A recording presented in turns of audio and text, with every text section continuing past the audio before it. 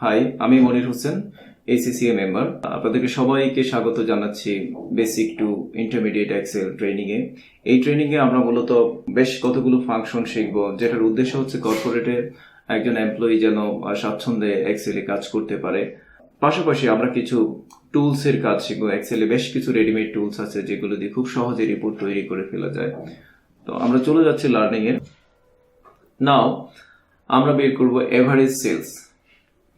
Average sales বের করার জন্য এক্সেলে একটা ফাংশন আছে যেটার নাম হচ্ছে এভারেজ। যে কোনো নাম্বারের এভারেজ বের করার জন্য এভারেজ। এই ফাংশনগুলোর নামই আপনাকে একটু মুখস্থ করা লাগবে এবং ফাংশনগুলোর নাম এমন ভাবে করা যে নামের সাথে তার ফাংশনটা জড়িত। নাম শুনেই বোঝা যাবে যে এটা দিয়ে কি করা হবে বা কি করা যায়। এভারেজ ফাংশন দিয়ে দেখেন আমি এখানে AVER এটুকু লিখলেই নিচে এভারেজ চলে আসছে। এই অবস্থায় যদি আমি ট্যাব চাপি তাহলে ফাংশনটা বসে যাবে। তাহলে ফুল নেম অফ এভারেজ আমাকে লিখতে হয়নি, ব্র্যাকেটও বসে গেল। এবার আমি যথারীতি নাম্বারগুলো দেখে নিই যে সেলস, এই হচ্ছে আমার সেলস, ব্র্যাকেট ক্লোজ, এন্টার। আমার এভারেজ এটা আসলো। তারপর হচ্ছে নাম্বার অফ সেলস, মানে কতগুলো সেলস এখানে আছে। হাউ মেনি সেলস মানে হচ্ছে কতবার সেলস গুলো আছে এখানে, অথবা সেলস এর ফিগার, কয়টা সেলস এর ফিগার আছে। একদম সহজে বললে কয়টা সেলস এর ফিগার আছে। এটা বের করার জন্য you are doing some count, 1 2 3 4, যে কাউন্টিং কতগুলো নাম্বার সেলস আছে, that is done by count function, COUNT, count function. একইভাবে ফিগার গুলো দেখিয়ে দিতে হবে, count. And now maximum number, অর্থাৎ এখানে সবচেয়ে বড় সংখ্যাটি কোনটি সেটা বের করার জন্য আমরা ম্যাক্স ফাংশন ইউজ করব। Just max. এই ফাংশনগুলো সম্পর্কে আলাদাভাবে বলে সময় নষ্ট করার মতো কিছু নাই, কারণ নাম দেখে বোঝা যায় যে আসলে এগুলো দিয়ে কি করা যায়, ম্যাক্স। একইভাবে মিনিমাম বের করার জন্য MIN, মিন। অ্যান্ড নাম্বারগুলো দেখিয়ে দিই।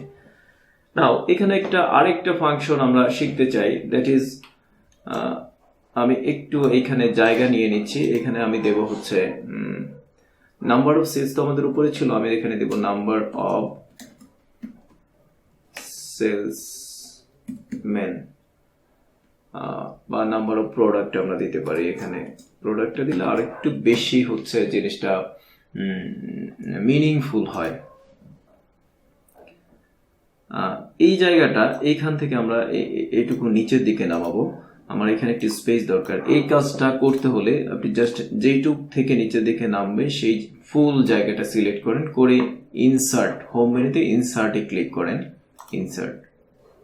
যেন এক লাইন জায়গা বেড়ে গেল এবং আরেকটু জায়গা নেই। নাও নাম্বার অফ প্রোডাক্ট, অর্থাৎ কতগুলো প্রোডাক্ট আমার এখানে আছে, মানে প্রোডাক্টের লাইন কয়টি আসলে মূলত তা বের করব।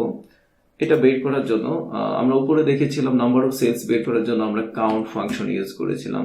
তো we can write also by count, দেখি কি হয়।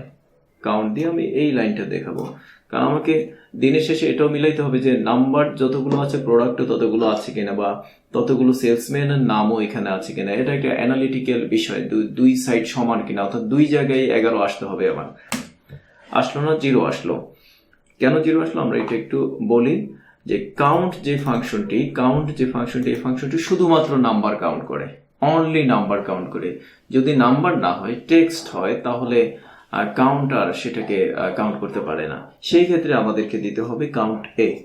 কাউন্টের সাথে কাউন্ট এ, মানে কাউন্ট এ আরেকটা function, that counts everything. Count A counts all, শুধু নাম্বার নয় বা টেক্সটও নয়, কাউন্ট এ নাম্বার হোক এবং নন নাম্বার হোক সবকিছুই কাউন্ট করে। এন্টার। অর্থাৎ আমি যদি নাম্বার অফ সেলস এর জায়গায় কাউন্ট না দিয়ে কাউন্ট এ দিতাম তাও কাজ হতো। আমার মনে হয় বিষয়টি বুঝতে পেরেছি। তো বন্ধুরা, আজ এ পর্যন্তই। এক্সেলের পরবর্তী ক্লাসের আমন্ত্রণ জানিয়ে আমি আজকে এখানেই শেষ করছি। বিদায়, আল্লাহ হাফেজ।